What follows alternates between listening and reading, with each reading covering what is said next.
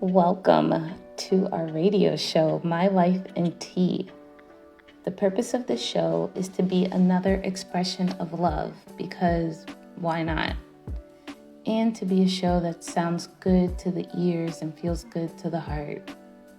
We are doing this by bringing you short stories from anonymous people of a moment in their life with tea. May these stories add to the joy and ease in your life. This show is brought to you by InHeritage Herbs, an organization focused on providing products and services that amplify the good in your life. Visit www.herbsarelove.com to learn more. And this show is produced and published by 8C Junction Publishing House, an organization dedicated to the preservation and evolution of the goodness of indigenous cultures. Visit www.thehcjunction.com to learn more. So, grab a cup of tea, get comfortable, and enjoy this episode.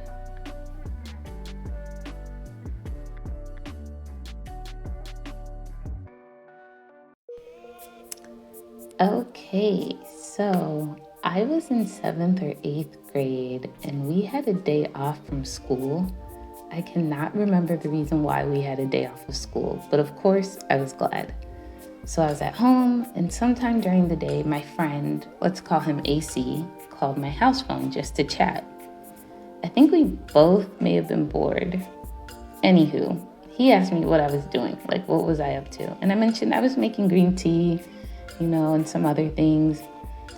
For context, this is not green tea you get at your regular grocery store. This green tea was green tea a relative had brought back from Ghana when they went home to visit, and my mom had it in the pantry. This green tea looked more like reeds, and then you boil it in water.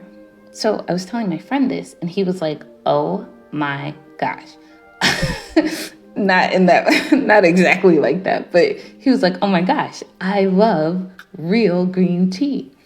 I was like, me too. Thus began a 2-hour conversation about tea. At least. It may have been longer, but for sure it was at least 2 hours. My friend AC was also from an immigrant family. My family is from Ghana and Togo, and I am first generation AOA American. His family was from Asia, and he was first generation too. We were both one of the few minorities at our school, and minorities from immigrant families. So there was a lot of unspoken goodness in this conversation that I did not realize until my adulthood on why I probably enjoyed this conversation so much at the time. For example, the common knowing of the term back home, even though our back homes were different countries and continents, we still had that shared understanding and resonance with back home. So we literally went into detail on green tea and about getting the good stuff from back home, like beans, different treats, things like that. He spoke about the type of green tea he liked and made.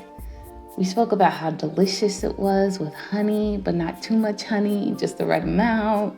We spoke about how warm and cozy it is. We just laughed and laughed at each other's enthusiasm about green tea. We spoke about how the tea from our respective back homes was so good.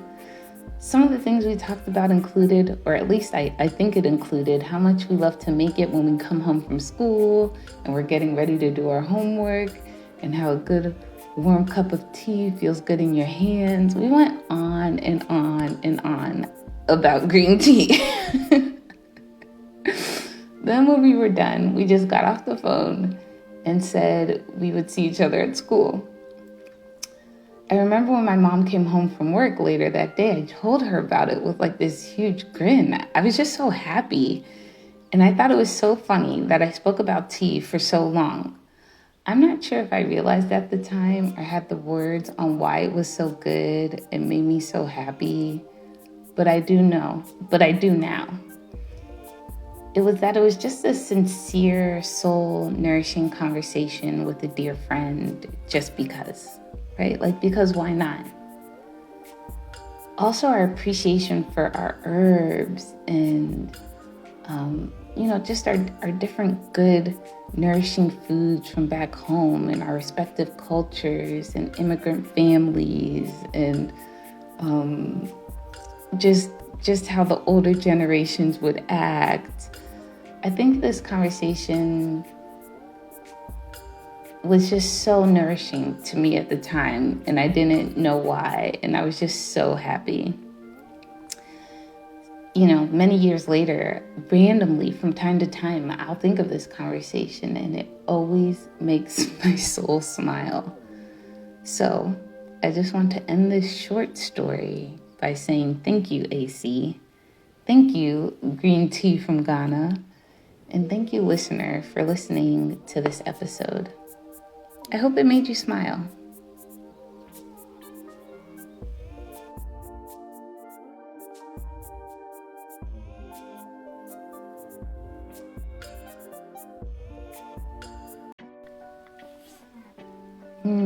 Thank you, listener, for tuning in.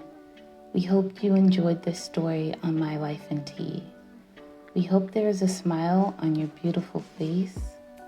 Let us know if you or someone you know would like to share their story on the show, or if you want to send in your story and we can read it. And if you are looking for tea to enjoy, be sure to visit InHeritage Herbs, which has thoughtfully formulated teas for you to enjoy or to gift to a loved one. Visit www.herbsarelove.com to shop.